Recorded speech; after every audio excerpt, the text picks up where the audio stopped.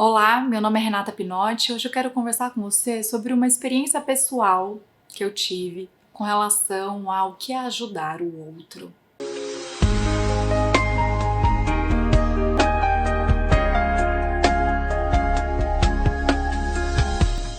Eu sempre tive esse impulso de ajuda, né? De fazer pelo outro, né? De salvar, né? E como é tênue esse lugar. E é isso que eu quero te convidar hoje a refletir, né? E eu vou contar um pouco da minha história pessoal como exemplo, né? Porque foram os caminhos que me levaram a esse insight, essa compreensão, né? E depois eu conheci as ordens da ajuda e todo o olhar da constelação familiar que o Bert Hellinger trouxe, né? Assim como tantos outros professores. E eu fui agregando isso na forma como eu trabalho hoje, né? E o que eu considero ajuda.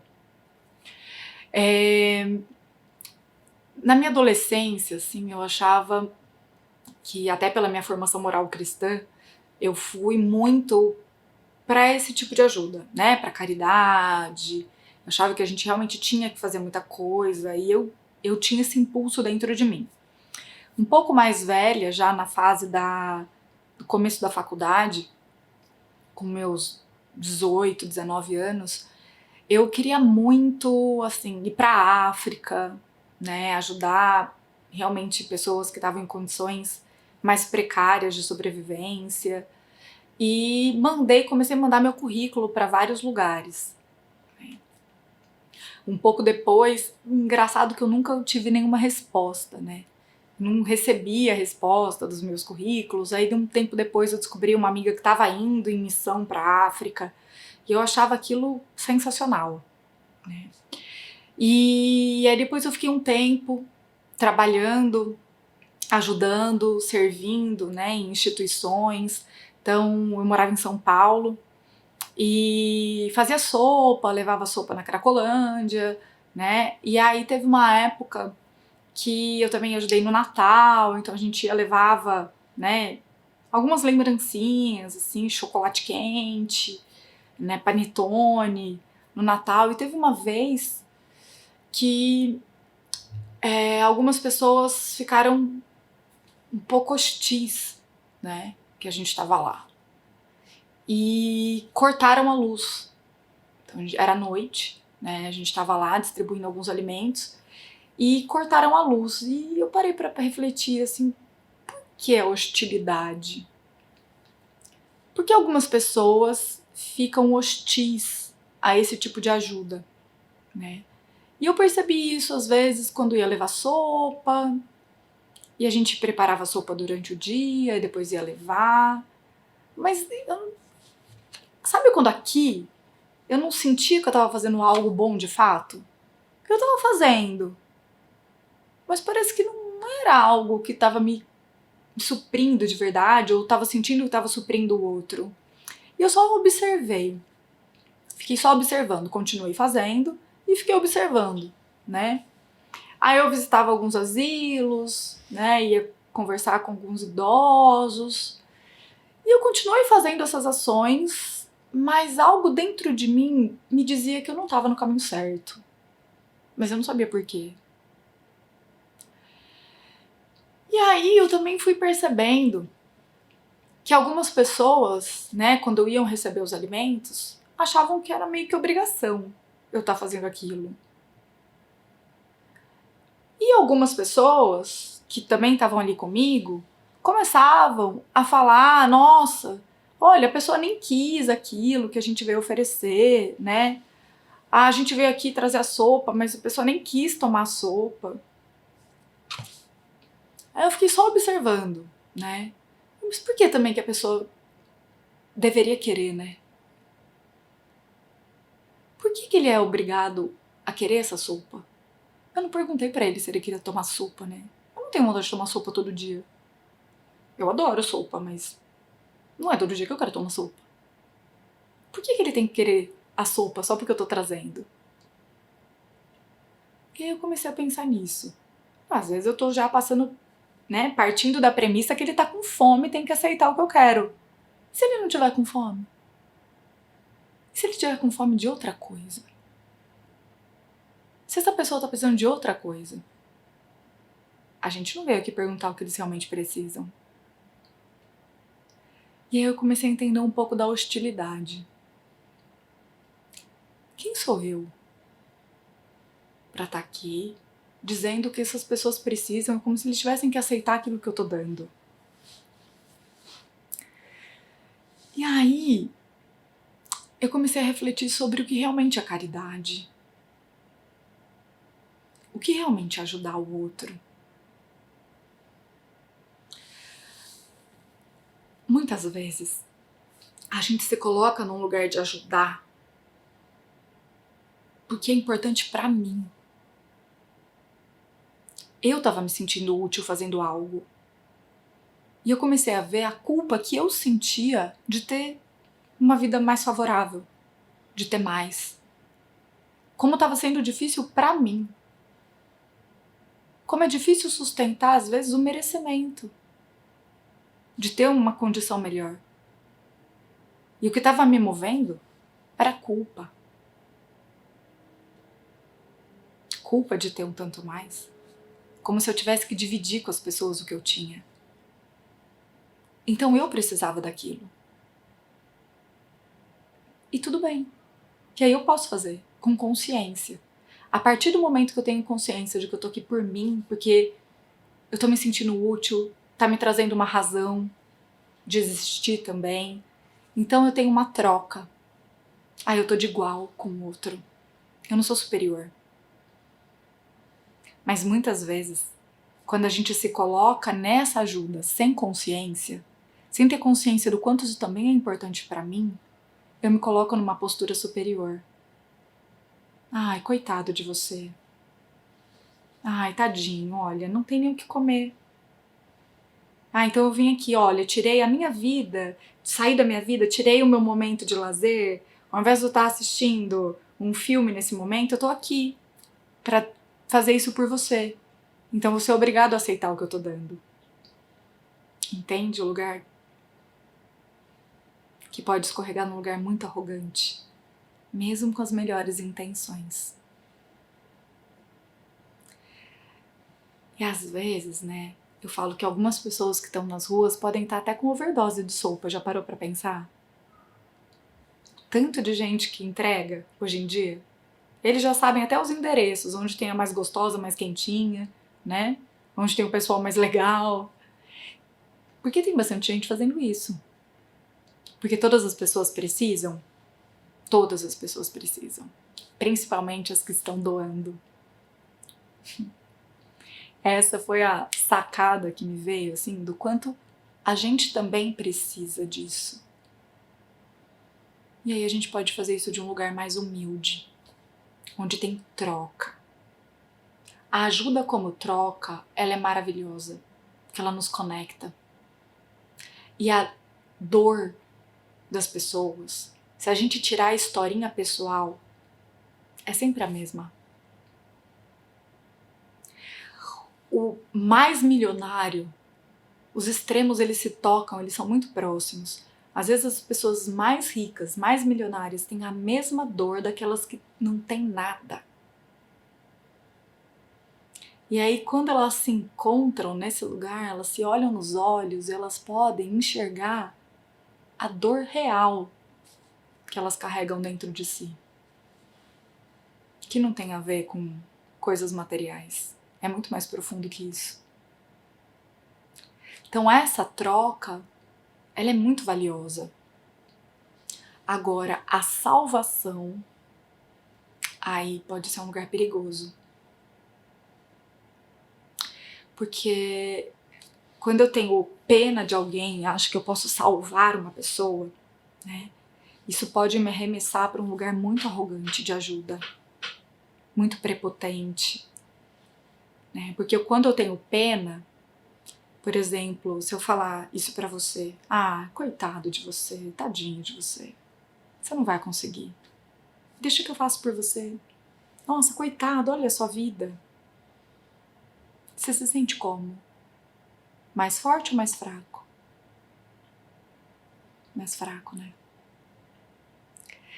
E como eu fico diante de você, maior ou menor?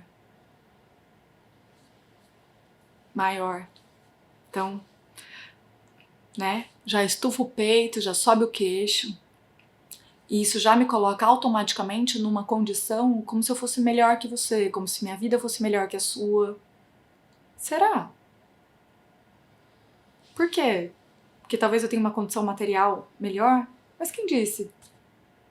Que lá no vazio da minha casa, sozinha, eu tô melhor que você? Às vezes a pessoa não tem nada material, mas tá unido com a família, tá feliz, as crianças estão brincando e tem muito mais alegria de viver. Então, esses lugares, eles são muito perigosos, né? Porque podem colocar a gente em atitudes de ajuda, que de ajuda não tem nada. Na verdade, a gente tá até bem cego pela nossa arrogância, pela nossa prepotência. Se eu desço um pouquinho desse lugar que eu acho que eu tô, né, e me encontro com outro, aí sim, essa troca nos ajuda. Então isso põe a gente em movimento e o aprendizado é constante. E um exemplo que eu consegui, na verdade, enxergar isso com mais clareza foi uma vez que eu morava com uma amiga minha, na época a gente já era formada, né, um pouco depois, eu tinha uns 24 anos, acho que foi em 2005 isso. E ela tinha um namorado e o padrasto dele trabalhava era um dos diretores dessas grandes ONGs. Ele era canadense, ele é canadense, né? E ele tava em casa, tava ele e a mulher dele na nossa casa, passando um tempo no Brasil, quando teve o tsunami da Indonésia.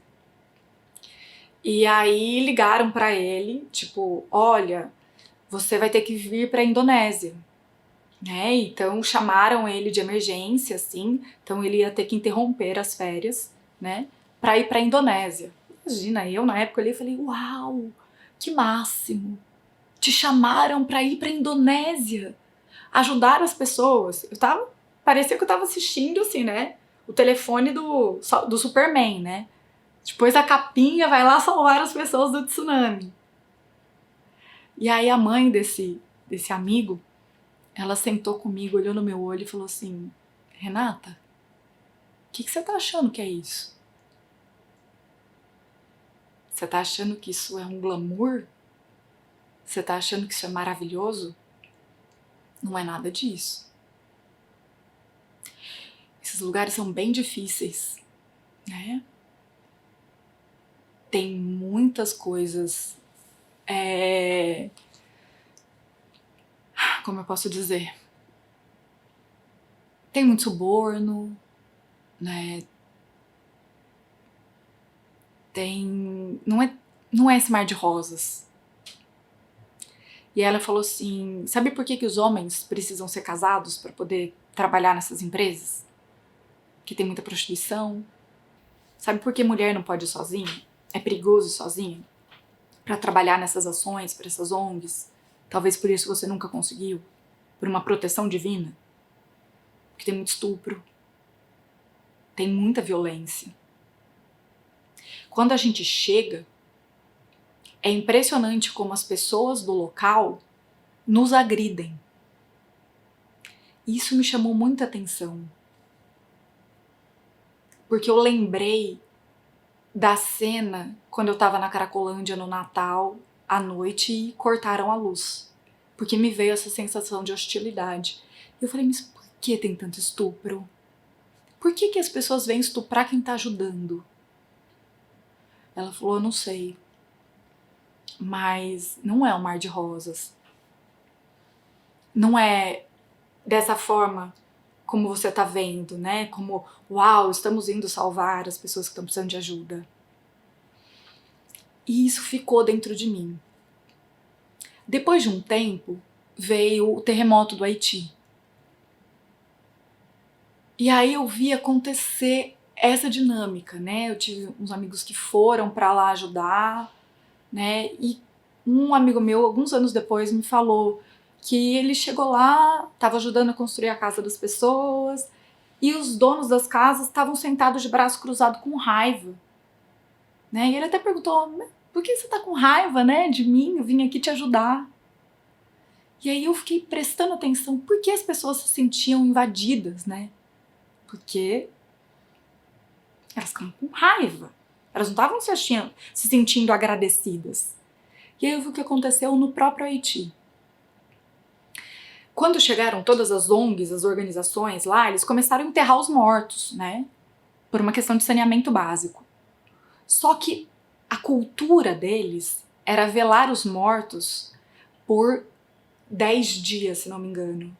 Senão, as famílias eram amaldiçoadas por 7 gerações. Alguma coisa assim, né? Posso ter errado nos números. Mas, então, quando eles chegaram lá e começaram a enterrar, eles começaram a ir lá e desenterrar. Então era tipo enxugar gelo. E aí, eu só observei isso. E depois de uns anos veio o que aconteceu no Japão, que teve maremoto, terremoto e tsunami ao mesmo tempo. E aí o Japão não aceitou a ajuda dos Estados Unidos.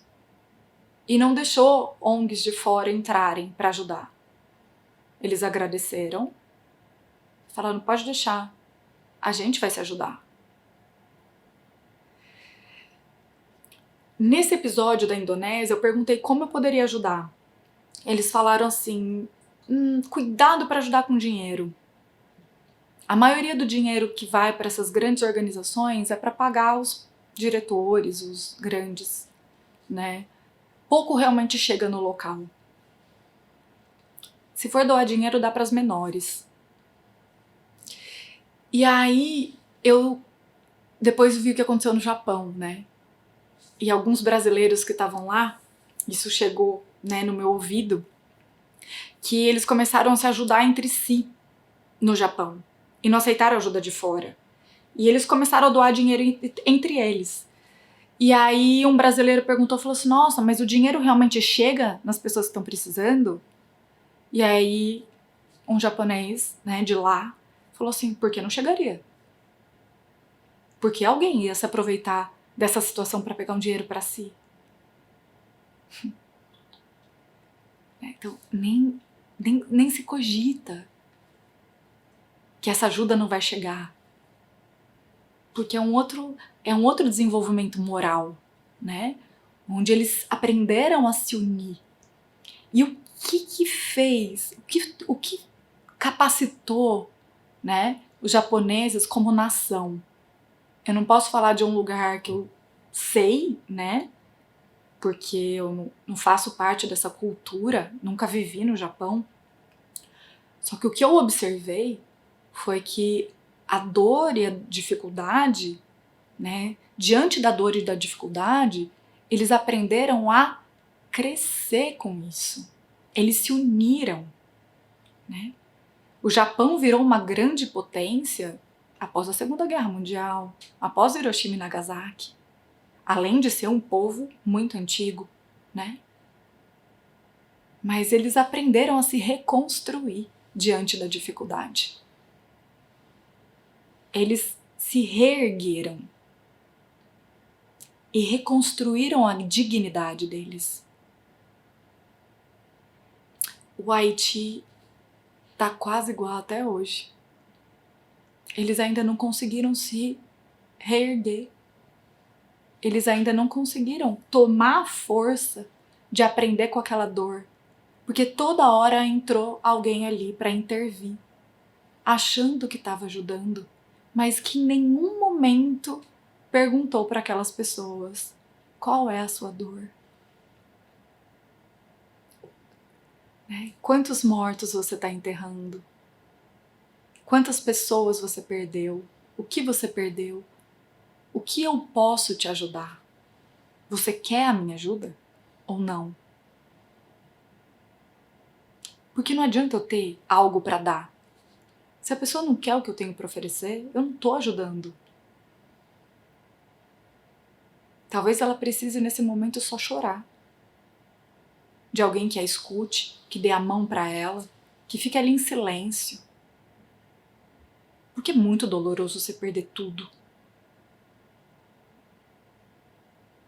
Não é só da casa que a gente tá falando. É tudo.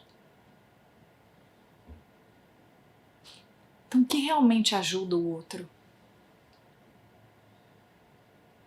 O que eu aprendi é que a primeira coisa que a gente precisa fazer para ajudar alguém é enxergar o outro, perguntar se ele quer essa ajuda, esperar. E às vezes nem perguntar, às vezes só observar, se colocar à disposição, tá ali, em silêncio. E se a pessoa precisar, eu tô aqui, eu posso oferecer a minha ajuda. Mas é a pessoa que decide o que ela precisa. Tem horas que a pessoa tá destruída, ela realmente não consegue. É importante a gente ir lá, dar um abraço, dar uma mão, mas sem fazer pela pessoa. Porque se alguém tá passando por algo muito doloroso, esse também é um caminho de evolução. E talvez esta dor gigante é o que vai engrandecer essa pessoa. É o que vai transformá-la numa grande potência. É o que vai trazer união para uma nação. Então eu não ajudo intervindo, atropelando, mas eu posso oferecer minha ajuda. E tá à disposição, caso precisem de mim. Essa ajuda é humilde. Por mais que muitas vezes pareça que é negar ajuda. Hoje, na minha compreensão, essa é a real ajuda humilde. Um grande beijo e até mais.